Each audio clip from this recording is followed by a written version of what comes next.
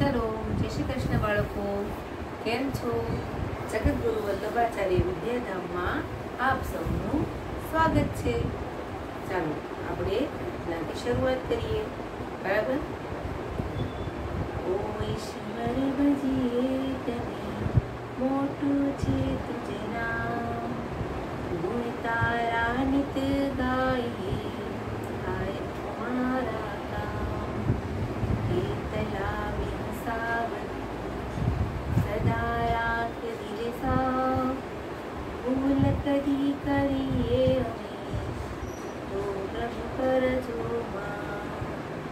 गांडा घेला बाळको नमी नमावे शीश, साची समझण आपजो ओ मोटा जगत। जय श्री कृष्ण। केम छो बधा? मजामां ने? चालो हवे जोईए आपणे त्यां सुधीमां आपणे स्वापोथीना धोरण 5 पर्यावरण, बराबर? आपणी आ स्वापोथी छे, एमां पहिला पाठमां आपणे आपण शरू करी दीधुं, पछी आपण शीखी गया प्रश्न 5, प्रश्न 6, बराबर? हवे प्रश्न 6 सुधी तो આપણે શીખી ગયા। આજે પણ એક વખત વિડિયો શરૂ કરીને થોડું ભણ્યા હતા, પણ બીજા બાળકો બાકી રહી ગયા। બરાબર? ચાલો અહીંયાથી ફરીવાર આપણે રિપીટેશન કરીએ, પુનરાવર્તન અને ન્યૂ શરૂ પણ કરીએ। તો અહીંયા આવે છે હવે આપણો પ્રશ્ન 7। જો ખોલો બધા બાળકો, અહીંયાથી આપણે શીખવાનું છે। ઓકે, ચાલો તમારી બુકમાં તમે વાંચજો અને હું પણ સમજાવીશ, તમને પૂછીશ અને મને આન્સર આપજો। बराबर ने? चलो अपने आप्युं छे कि मांग्या मुजब उत्तर लखो। बराबर? तो एमां आप्युं छे कि एवी 5 वस्तुना नाम लखो जेनी सुगंध तमने गमे छे अने जेनी सुगंध तमने गमती नथी। बराबर? तो तमने गमे छे एवी सुगंध कई? घणा विद्यार्थीओ, घणा बाळको के घणा कोई पण माणसो होय तो एने शुं थाय के कोईने डુંગળીની सुगंध गमे, सुगंध ज ना गमे, कोईने लसण भावे, कोईने लसण भावे ज नहीं, सुगंधथी ज नफरत थई जाय। बराबर? पछी कोई स्प्रे छाट्यो होय अत्तर तो कोईने बहु गमतो होय अने ए ज घरमां बीजा व्यक्ति रहता होय, कोईने पसंद पण न होय। बराबर? कोईने तो माथुं दुखी जाय, है के नहीं? तो अलग अलग, कोईने बहु तीखुं भावतुं होय। बराबर? तो आम अलग अलग अलग अलग प्रकारनी सुगंधोथी घणाने मजा आवी जाय। घणाने तम रसोई बनती होय, सुगंध आवे, मनगमती वस्तु होय એટલે મોઢામાં પાણી આવી જાય। ઓહો, બરાબર? અત્યારે ચોમાસાની સિઝન છે, વરસાદ આવતો હોય અને આમ ભજીયા બનતા હોય કોઈના ઘરે તો ખબર પડી જાય, સુગંધ આવે અને આહા આપણને મન થઈ જાય કે ચાલો આપણે બી બનાવી દઈએ, થાય ને એવું? તો ઘણાને સુગંધ ગમતી હોય અને ઘણાને નથી ગમતા હોતો। એવું નથી કે ભાવે જ છે બધાને, ઘણાને ગમતા પણ નથી, સુગંધ પણ ના ગમે। આ શું કે બધા પ્રકારના લોકો હોય, કોઈને ગમે કોઈને ના ગમે, થઈ શકે એવું।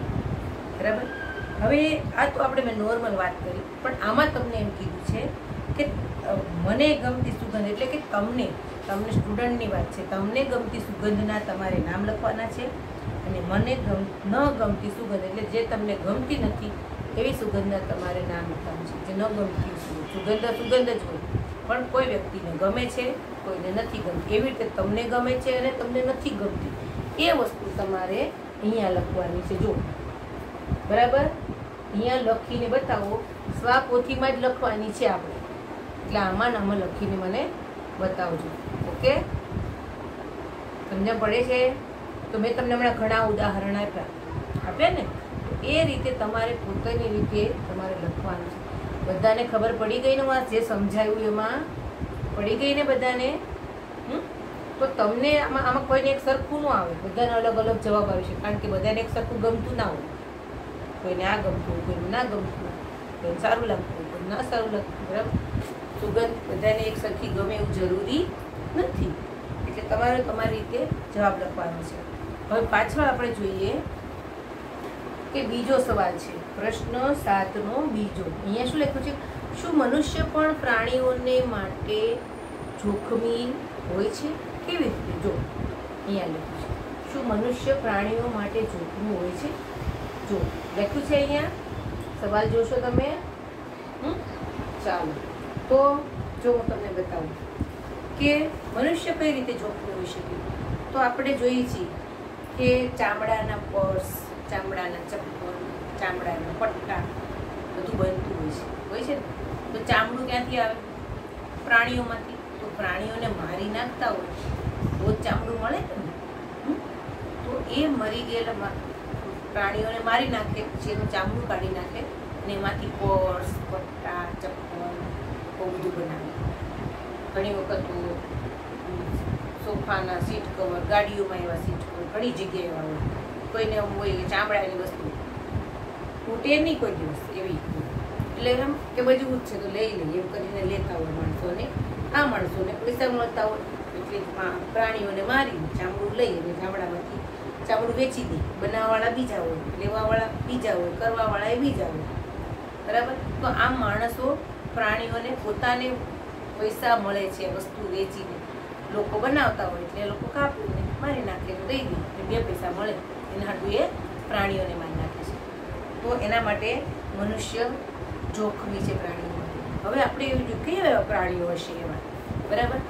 તો તમે જોતા હશો કે હાથી છે, તો હાથી દાંતની વસ્તુઓ મળતી હોય છે ને. તો હાથીને મારી નાખે ત્યાર પછી એના દાંત કાઢી નાખે. હાથી જીવતો હોય દાંત ખેંચી ગયો ને પછી જવાય ઉલાળી દે ને આપણને ક્યાંક નાખી આવે ને, એટલે હાથીને મારી નાખે. પછી હાથી મરી જાય એટલે એના દાંત લઈ લે, ચામડા લઈ લે, બધું લઈ લે જે જોતું હોય અને એમાંથી વેચી અને પૈસા મેળવે. અને આના હાટું થઈને માણસ પ્રાણીને મારી નાખે છે. એટલે પ્રાણીઓ મનુષ્ય જોખમી છે. બીજું ઉદાહરણ આપીએ કે વાઘ, સિંહ, પછી બીજા કેવા કીધા હરણ, આ બધાના પણ ચામડા લઈ લે છે. પછી વાઘ, સિંહના રૂવાટી હોય એ પણ લઈ લે છે. પછી એના નખ છે એ પણ લઈ લે છે. તો આવી બધી વસ્તુ એને જોતી હોય છે મનુષ્યને, કારણ કે એ વેચીને પૈસા મળે છે એટલે એ પ્રાણીઓને મારી નાખે છે. બરાબર. એટલે વાઘ ને સિંહ ને એ લોકોને જ્યારે મનુષ્ય આવતા હોય ત્યારે એ પણ ડરતા હોય છે અને ક્યારેક પછી એના ઉપર વધારે પડતો ગુસ્સો થઈ જાય તો મારી નાખે. બરાબર. તો આવી રીતે મનુષ્ય એ પ્રાણીઓ માટે જોખમી છે. હવે બીજું કહીએ કે દરિયાની અંદર માછલી છે. બરાબર. તો માછલી છે એનો પણ લોકો જોતા હશો ને, મચ્છી માર્કેટ હોય છે, માછલી વેચતા હોય છે. તો ઘણા બધા માછલી ખાતા હોય છે. તો ઘણા માછલી ખાતા હોય છે. અમુક માછલીના અંદરથી તો પરફ્યુમ નીકળે છે, એમાંથી સુગંધીદાર પરફ્યુમ છાટે ને અત્તર એવું નીકળે. તો એ માછલીઓને મારી નાખવામાં આવે અને એટલું કેવું જોઈએ એને પેટની અંદર જરાક એને એ લેવા માટે એને મારી નાખે. પછી એ બધા ખાઈ જાય માછલીને, આ અત્તર લઈને જે કરવું કરે પણ એ મારી નાખે માછીમારો. તો માછીમારો આવી રીતે માછલીઓને આમ જાળ નાખી પકડી અને બધી પકડે અને જાત જાતની અમુક વેચી નાખે, અમુક એના સૂકવી નાખે, એના અમુકના પાવડર બનાવે, અમુકના મસાલા બનાવે, કેટલું બનાવીને બધું વેચી પૈસા કમાવા માટે માણસ આવું બધું કરતો હોય છે. અને એટલે એ મનુષ્ય પ્રાણીઓ માટે જોખમી છે. પછી તમે જોયું હશે, નામ સાંભળ્યું છે કે કસ્તુરી મૃગ. બરાબર. તો એ મૃગની નાભીમાંથી સરસ મજાનું અત્તર, સુગંધ અને સોનું પણ નીકળે છે કે છે કસ્તુરી મૃગ. તો એની અંદરથી મેળવવા માટે એની નાભી એટલે કે ડૂટીમાંથી. બરાબર. તો એ ડૂટીમાંથી એટલો થોડોક એવો રસ મેળવવો હોય છે એને. તો એની એટલી બધી સુગંધ આવે છે જોવા માટે એને મારી નાખે, હરણને મારી નાખે, કસ્તુરી મૃગને પણ મારીને એનો શિકાર કરે છે. બરાબર. તો તમે જોતા હશો ઘણા બધા, આ તો મને યાદ આવે એટલા તમે ઉદાહરણ આપ્યા, પણ આથી પણ વિશેષ ઘણા બધા પ્રાણીઓને મારી નાખે છે. અને તમે જોતા છો સાપની કાચલી એ પણ ઉખાડી નાખે છે અને મારીને કાચલી કાઢી અને એ પણ વેચી નાખે છે અને એમાંથી પૈસા મેળવે છે. તો એમ પણ પ્રાણીઓને માટે મનુષ્ય જોખમી છે. તો ઘણી રીતે મેં તમને કેવી રીતે કીધું આપણને, તો એ કેટલાય રીતે મનુષ્યો આવી રીતે પ્રાણીઓને મારી નાખે છે. બરાબર. અને જોખમી છે. તમે હવે જોઈએ કે પ્રશ્ન 8 બરાબર. આ સવાલમાં સમજણ પડી ગઈ ને તમને મેં કે પ્રાણીઓ માટે મનુષ્ય કઈ રીતે જોખમી છે? કારણ કે એને પૈસા કમાવા છે એટલે પ્રાણીઓને મારી નાખે છે બરાબર. અને એમાંથી જે કંઈ વસ્તુ મળે છે એ વેચી અને પૈસા કમાય છે બરાબર. ઘણાના માટે કે પોતાનું ગુજરાન ચલાવતા હોય છે, પોતાનું ઘર જ ચલાવતા હોય છે, વેચી વેચીને ખાતા હોય છે. હવે જોઈએ કે પ્રશ્ન 8 બરાબર, એમાં આપ્યું છે કે વર્ગીકરણ કરવાનું. શેમાં? કે એમાં આપ્યું છે કે કાન બહાર દેખાતા હોય તેવા પ્રાણીઓ અને કાન બહાર ન દેખાતા હોય તેવા પ્રાણીઓ. હવે આપણે કાન દેખાય છે આવડા બાર, પકડો જોઈએ તમારા કાન બધા, પકડો કાન, પકડ્યા? હે, પકડાય છે ને તમારા કાન? એટલે તમારા કાન બહાર છે. પકડો પકડો. તો તમારા કાન તમે પકડી શકો છો કારણ કે તે બહાર છે. આપણે તો હવે કોઈ તો માસ્ક પહેરીએ છીએ કાન માટે, ટીંગાડી કાન એ દુખી જાય છે, દુખી જાય છે. આ જો મેં ચશ્મા ટીંગાડે મારા કાન ઉપર, દેખાય? ક્યાં ટીંગાડું છું? કાન ઉપર. મારે બાહ્ય કાન છે, તમારે છે? જોવો તો અડો તો આ ચશ્મા ટીંગાડવામાં કામમાં લાગે છે. જો લાગે છે ને? તો આ બાહ્ય કાન વિશેની વાત કરી રહ્યા છીએ. તો મનુષ્યને બાહ્ય કાન છે, પણ આપણને આમાં જવાબ ક્યાંથી ગોતવાના છે કે જેટલા આપણે આ કોષ્ટકમાં ખાનાની અંદર આપ્યા છે અલગ અલગ નામ, જો તમારી બુકમાં વાંચો કે આમાં આપણને આપ્યા છે. હું વાંચું છું, તમે પણ વાંચો. ચાલો જોઈએ. તો કૌંસની અંદર આપ્યા છે કે પહેલું છે બિલાડી, મોર, માછલી, હરણ, મગર, સસલું, હાથી, ગાય, કબૂતર, ગરોળી, સમડી અને વાઘ. બરાબર.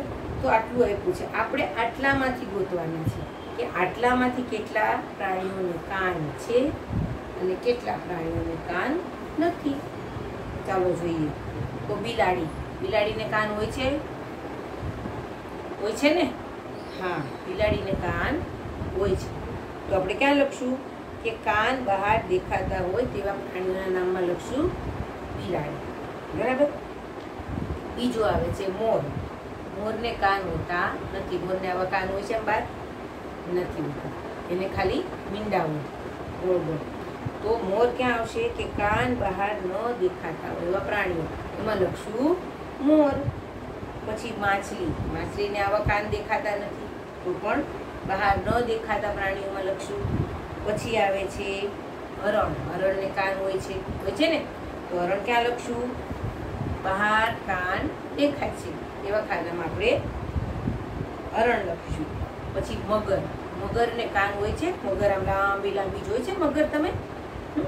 તો પાણીમાં પણ રહે અને જમીન ઉપર પણ રહે છે.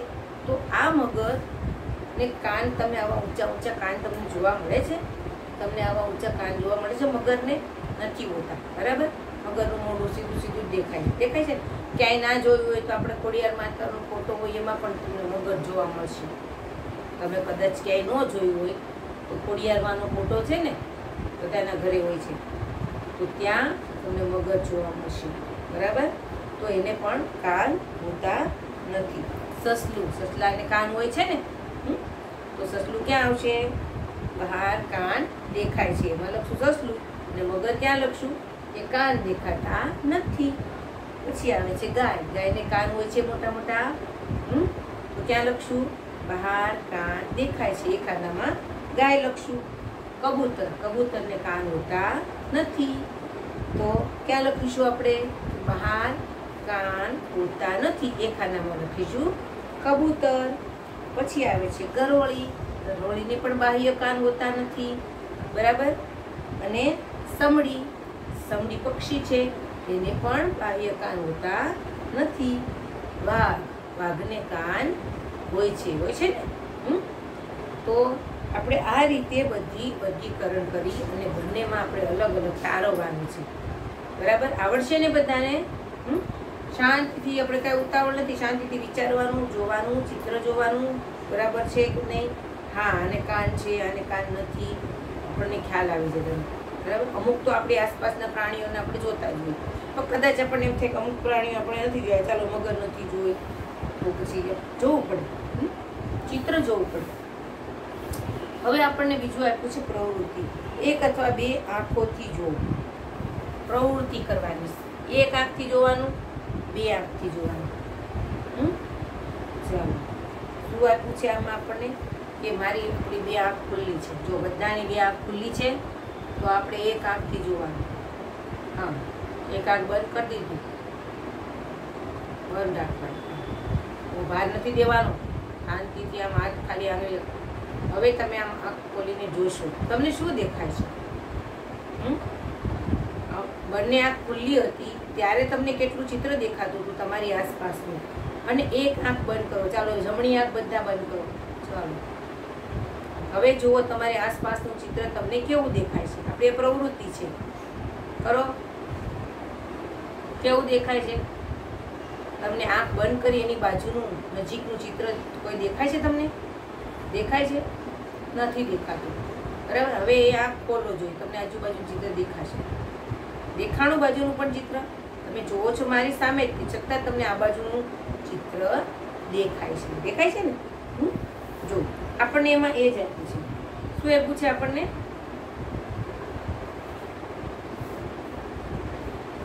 તમારી જમણી આંખ બંધ કરો અથવા તમારા હાથથી ઢાંકી દો. તમારા મિત્રને તમારી જમણી બાજુ થોડા અંતરે ઊભા રહેવા કહો. કોઈ પ્રવૃત્તિ કરે, હાથ હલાવવા, માથું હલાવવા વગેરે. બરાબર. તો તમે તમારા મિત્રને પ્રવૃત્તિ ગરદન હલાવ્યા વગર જોઈ શકો છો. તમારે ખાલી આમ જ સીધું રહેવાનું છે. બાજુમાં કોઈ મિત્રને બેસાડો, ભાઈ બેન જે કોઈ બેઠા હોય, બરાબર, તો એને બાજુમાં બેસાડવાનું. પછી આપણી જમણી આંખ આપણે બંધ કરી દેવાની, બરાબર. અને આપણે આમ જ જોવાનું, સીધું જ. અને એ હાથ હલાવે છે, મોઢું હલાવે છે, શું કરે છે એ આપણને દેખાય છે. આપણી આ બાજુની આંખ બંધ છે અને એ આપણી આ બાજુ આંખ બંધ છે, એ બાજુ બેઠેલો છે. તો એ જે કાંઈ પ્રવૃત્તિ કરી રહ્યો છે, હાથ હલાવી રહ્યો છે, પગ હલાવી રહ્યો છે, જે કાંઈ, એ આપણને દેખાતું નથી. બરાબર. આપણી બાજુમાં જ બેઠો છે. આપણને સામેનું ચિત્ર દેખાય છે, બાજુનું ચિત્ર દેખાય છે, આમ થોડું પણ દેખાય છે. પણ આ આંખ બંધ કરી આપણે આંગળી રાખી છે, આ બાજુનું કાંઈ દેખાતું નથી. હવે આંખ ખોલશું તો આપણો મિત્ર પણ બાજુમાં બેઠો દેખાય. આપણે આમ જોઈશું, આ ખબર છે કઈ બાજુ બેઠો છે, દેખાશે. હવે જોઈએ બીજો સવાલ શું કીધો છે તમને, જોઈએ આપણે કે હવે તમારા મિત્રની પ્રવૃત્તિ બંને આંખોની ગરદન હલાવ્યા વગર જોવા પ્રયત્ન કરો. હવે આપણે આંખ ખોલી નાખવાની, બરાબર, પણ ગરદન હલાવવાની. આમ ક્યાંય આમ જોવાનું નથી, આમ નથી કરવાનું, ખાલી સીધું જ રહેવાનું. સીધું રહેવાનું. બે આંખ ખોલી નાખી તો આ બાજુનું ચિત્ર પણ દેખાશે, આ બાજુનું દેખાશે. દેખાશે ને? તમે જોવાનો પ્રયત્ન કરો. તમારે ખાલી સીધું જ જોવાનું છે. છતાં તમને ખબર છે કે બાજુમાં શેઠીએ બેઠું છે, બાજુ ખુરશીમાં બેઠું છે, પગ હલાવે છે, હાથ હલાવે છે, શું કરે છે, થોડી ઘણી અંશર તમને ખ્યાલ આવી જશે કે આ કંઈક કરે છે. તમે સામે નથી જોતા એની, બરાબર, તમે તો સીધું જ જોવો છો, છતાં તમારી બાજુમાં કઈ પ્રવૃત્તિ કોણ કરી રહ્યું છે એનો તમને ખ્યાલ આવે છે. આવે છે કે નહીં? બંને આંખ ખોલી નાખી એટલે.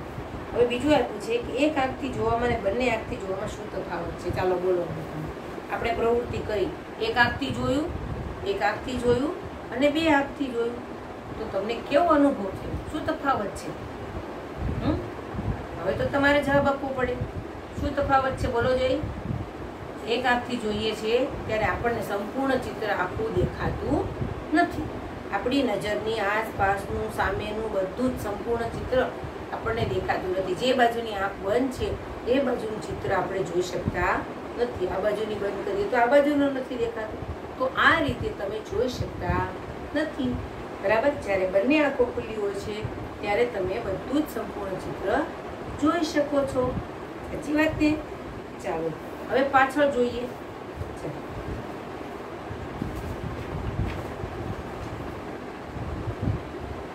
પાછળ ફેરવો પાના નંબર 10 ઉપર.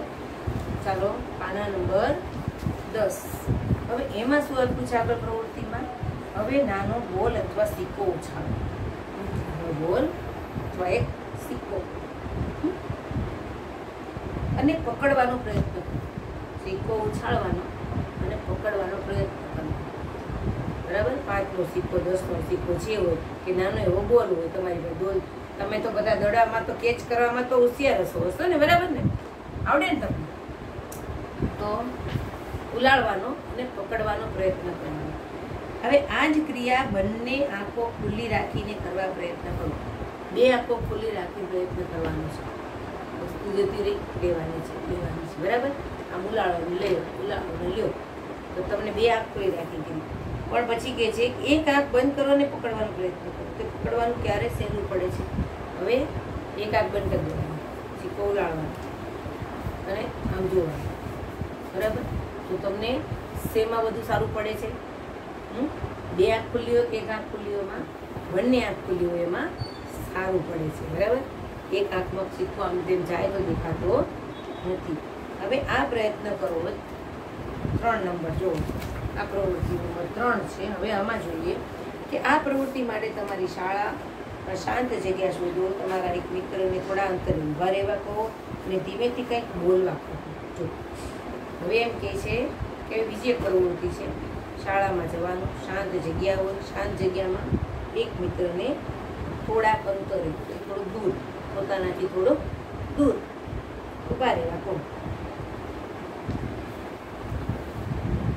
અને ધીમેથી કંઈક બોલો. દૂર જતો રહ્યો ત્યાંથી એને કહેવાનું ધીમેથી કંઈક બોલ. કેમ કે તમને દૂરથી સંભળાય છે એના માટે જોવાની પ્રવૃત્તિ છે બરાબર. ધીમેથી કંઈક બોલ. બાકીના બધાએ સાવધાનીપૂર્વક સાંભળવાનું. પેલો મિત્ર દૂર જઈને કાંઈક બોલે છે, બાકીના બધા મિત્રો શું કરે છે? એને સાંભળે છે. તો એ ત્યાંથી શું બોલે છે ધીમેથી જ બોલવાનું છે, બહુ મોટેથી બોલવાનું નથી. તો ધીમેથી બોલે છે અને આપણે બધાએ સાંભળવાનું છે. બીજા મિત્રોએ સાવધાનીપૂર્વક સાંભળવાનું કે પેલો શું કહી રહ્યો છે. પછી તમે બધા હાથ કાન પાછળ મૂકી દો, દબાઈ દો બરાબર. હવે તે જ બાળકને ફરીથી તેવી જ રીતે ધીમે બોલવા કહો. હવે એક બાળકને કે ભાઈ તું પેલા બોલતો તો એવું પાછું બોલ, એ ધીમા સૂરમાં બોલ બરાબર. તો કઈ અવસ્થામાં અવાજ વધારે તીવ્ર છે, કઈ અવસ્થામાં? અને તમારા મિત્રોને પણ પૂછો કઈ અવસ્થામાં. જ્યારે કાન બંધ હોય છે ત્યારે સંભળાય છે કે કાન ખુલ્લા હોય છે ત્યારે સંભળાય છે? કાન ખુલ્લા હોય છે ત્યારે આપણે અવાજ સાંભળી શકીએ છીએ, જ્યારે કાન બંધ હોય ત્યારે સાંભળી શકતા નથી. આ તો સામાન્ય નોલેજ છે, પણ આપણી પ્રવૃત્તિ છે, આપણે કરવી જરૂરી છે. હવે તમારા હાથ કાન ઉપર રાખો અને કંઈક કહો. તમારા હાથ તમારા કાન ઉપર રાખો અને કંઈક કહો. ચાલો આપણા બધાને હાથ કાન ઉપર રાખવાનું અને હવે બોલવાનું છે. તો શું તમે તમારો પોતાનો અવાજ સાંભળી શકો છો? તમે તમારો અવાજ સાંભળી શકો છો? સાંભળી શકો છો? હા, આપણને આપણો અવાજ સંભળાય છે ને. તો પડઘો પડતો એવું લાગે છે. જો એકદમ બંધ કરી દઈ, અવાજ સંભળાય છે, એકદમ ક્લિયર સંભળાય છે. કેવું સંભળાય છે? આ તમારે પ્રવૃત્તિ કરીને જાણવાનું છે. ઓકે, થોડોક આપણને આપણો પ્યોર અને ક્લિયર અવાજ નથી સંભળાતો, થોડોક એમ લાગે કે પડઘો પડી રહ્યો છે, ઘોંઘાટવાળો અવાજ, તો આપણને એવું લાગે છે બરાબર. તો આપણને એકદમ ક્લિયર અવાજ નથી સંભળાતો વ્યવસ્થિત. સાચી વાત ને? હવે જોઈએ આપણે કે અહીંયા તમને પ્રવૃત્તિ આપી છે. જો આ સર્જનાત્મક પ્રવૃત્તિ. શું કીધું છે? સર્જનાત્મક પ્રવૃત્તિ. જો પાના નંબર 11 ઉપર આપેલી છે. હવે આમાં તમને શું આપ્યું છે? જો તમે ચોપડીમાં જુઓ તમે કે એક કાગળનો કૂતરો બનાવી દો. કેવું? એક કાગળની પટ્ટી લેવાની છે, સીધી કાપવાની છે અને એ પટ્ટીને દર્શાવ્યા મુજબ આપણે આવી રીતે વાળવાની. જાડો કાગળ, પેન્સિલ, કાતર અને સ્કેચ પેન એ લેવાનું છે. દોરીને આવી પટ્ટીને આપણે આવી રીતે વાળવાની છે. જો આમાં જે રીતે તમને આપ્યું છે બરાબર. તમે જ્યારે તમારું લેશન હોમવર્ક થઈ જાય પછી આમાં આપેલું છે એ પ્રમાણે તમારે પ્રવૃત્તિ બનાવવાની છે. તમારી રીતે શીખવાનું છે કે તમને કેટલું નોલેજ છે કે ભાઈ આવું આવડે છે કે નહીં બરાબર. આ પ્રવૃત્તિ તમારે જાતે જ કરવાની છે. આમાં બતાવેલું છે નીચે પ્રવૃત્તિ 1 નંબર 1 શું કરવાનું, નંબર 2 શું કરવાનું, 3 કરવાનું, જો આપ્યું છે તમે આમાં વાંચી શકો છો બરાબર. 5 નંબરની સર્જનાત્મક પ્રવૃત્તિ.